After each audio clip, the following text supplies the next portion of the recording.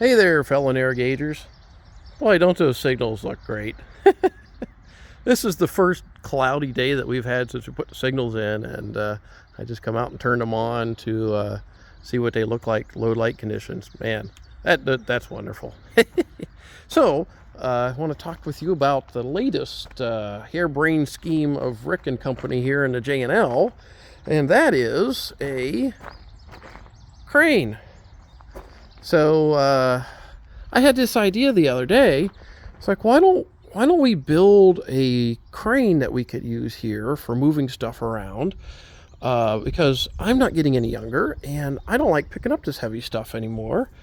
And we've got a lot of space around the track where we have to do things, such as putting in signals and relay cases, and putting rail down and all that. It's like, why don't we just get a little crane? So I started looking on Facebook Marketplace, and I found this one here out around Akron, and went out there, and we took it off the truck that it was on and brought it out here. And it's a little auto crane, and it extends out 16 feet. So it would, basically come out to about right there when it's extended out all the way. In order to lift something so that we don't flip the car over, you see I have some outriggers that also came with the deal. We're going to cut these apart and do a lot of modification. It'll look nothing like it when we're done, but the outriggers will be attached to the edge of the steel deck here, and we'll be able to stick them out either direction. So we'll have the 4 outriggers, and you run the screws down, and that'll give a good solid base for this. What I'm thinking of doing with this, I mean, it needs a little bit of wiring work. It has the cover's been missing here, and I didn't even bother trying to hook this up to power today. It's been raining all day. I think, well, I might as well wait till some dry weather to do that. But I'll go in here and test this out, and hopefully this works all right. One thing is that it was radio control. We don't have a radio control unit. We don't have the pendant for it either. Pendants are pretty expensive to buy. I think like $800 or $900 to buy one, unless I could find one used somewhere. But other than that, I'm kind of thinking of just reconfiguring the controls on this with maybe some on-off switches to run the various controls.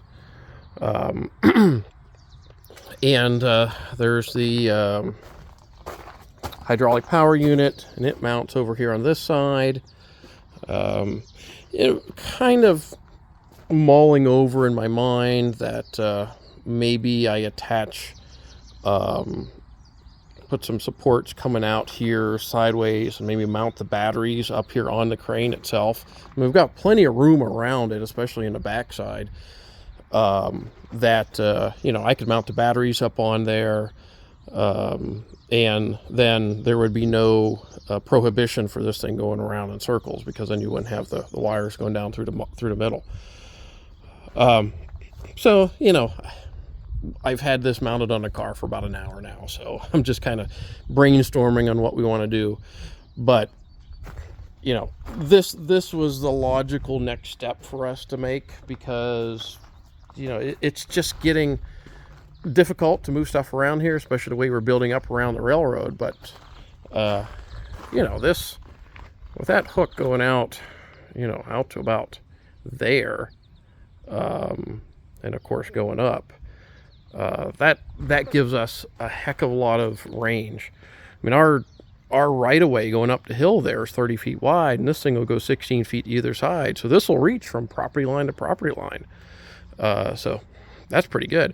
And it'll lift, it's like 3,500 pounds up close, and like 1,000 pounds when it's fully extended. That's plenty.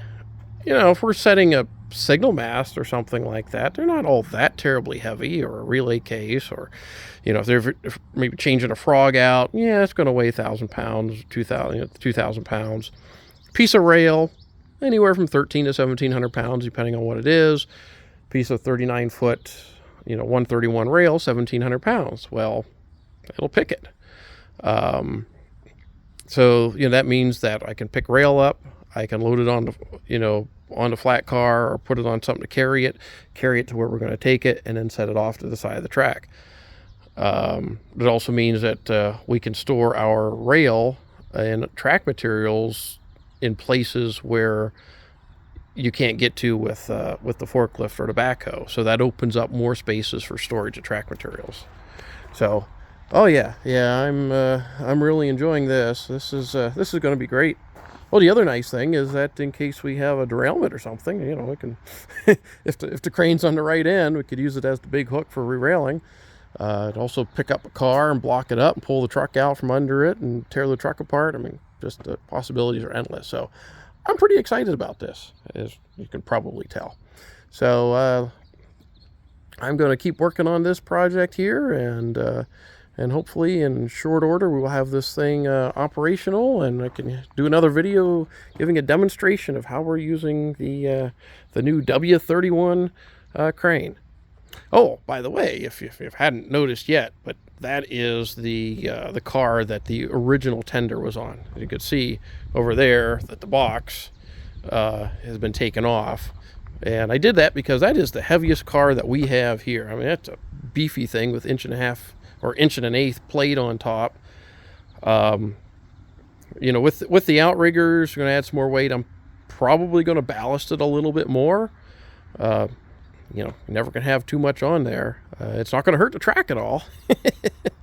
But certainly add a little bit on the side of safety of having a nice heavy car for this crane to be on.